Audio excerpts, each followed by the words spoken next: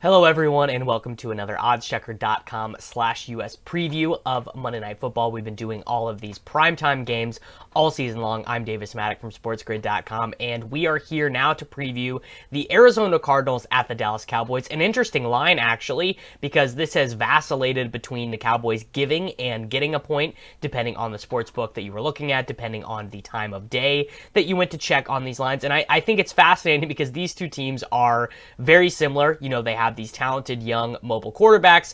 Unfortunately, the Dallas Cowboys are not going to have their talented young mobile quarterback. He has been replaced by Andy Dalton for this game and for the rest of the season. You know, I'm a lifelong Dallas Cowboys fan, but I also love Kyler Murray. I'm also a lifelong Oklahoma Sooners fan, so I'm very familiar with Kyler. And this game really is battling at my heart because I love the Cowboys. I love Kyler Murray. I love the air raid offensive system.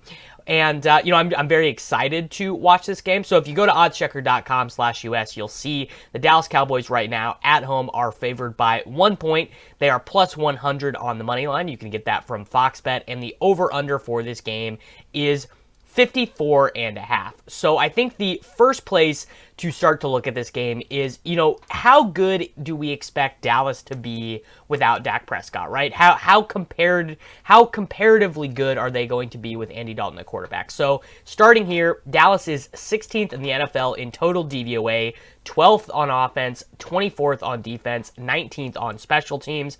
Arizona is 18th in the NFL in DVOA, 20th on offense, 20th on defense, 15th on special teams. In terms of yards per play, the Cowboys have been unreal. 6.5 yards per play, just over 1,900 passing yards, 10 passing touchdowns, averaging 4.2 yards per carry.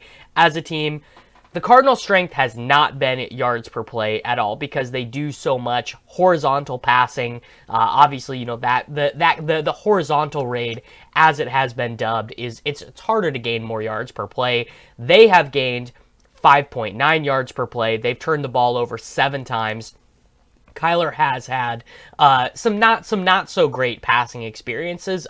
They were able to beat the San Francisco 49ers, though, which I think is a huge check in the Kyler can learn how to be an elite NFL quarterback thing. I think the reasons why we think of the Cardinals really scuffling to this point is the really bad loss to the Lions, which I think is maybe not that bad of a loss. I think that maybe the Lions are okay. I think that it is certainly possible that the 2020 Detroit Lions can be an 8-8 football team. I don't think that is unreasonable. And the Carolina Panthers loss, I think that one's just bad. I don't think there's any excuse for only scoring 21 points against this Carolina Panthers defense, only gaining 262 total yards of offense. However, what we saw from the Cardinals last week was they finally started throwing the ball down the field, and that is, I think, the final key to unlocking Kyler Murray and unlocking DeAndre Hopkins, unlocking Christian Kirk, unlocking Andy Isabella in this offense. I really think it's going to come down to the Cardinals choosing to throw down the field, but I don't think that they are going to figure it out in this game. And I think more importantly, I don't think that the Arizona Cardinals present such a defensive threat that Andy Dalton is not going to be able to make use of Amari Cooper, Michael Gallup, CeeDee Lamb, Ezekiel Elliott, Dalton Schultz. I mean, even the Cowboys' secondary wide receivers, Cedric Wilson and Noah Brown, both of those guys would get snaps on the Arizona Cardinals, right? Like, those guys would be playing over Larry Fitzgerald sometimes, and really wouldn't surprise me if Cedric Wilson just straight up played over Andy Isabella inside of the Arizona Cardinals offense, and that hurts me to say because I really like Andy Isabella. So I'm going to take the Dallas Cowboys. I'm going to take the point at home.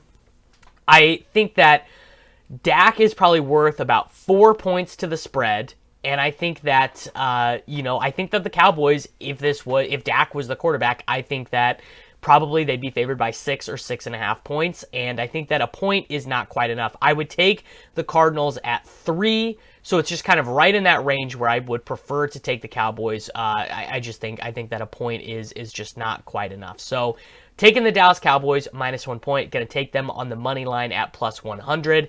I don't have a real lean on this total at all, just because I would really like to see Andy Dalton play inside of the offense for a week before I start forming real concrete opinions on how many points the Dallas offense is going to be able to score relative to what they were doing before. So I'm going to leave this as a no bet. So everyone, thank you very much for watching this oddschecker.com/US preview, and we will see you soon.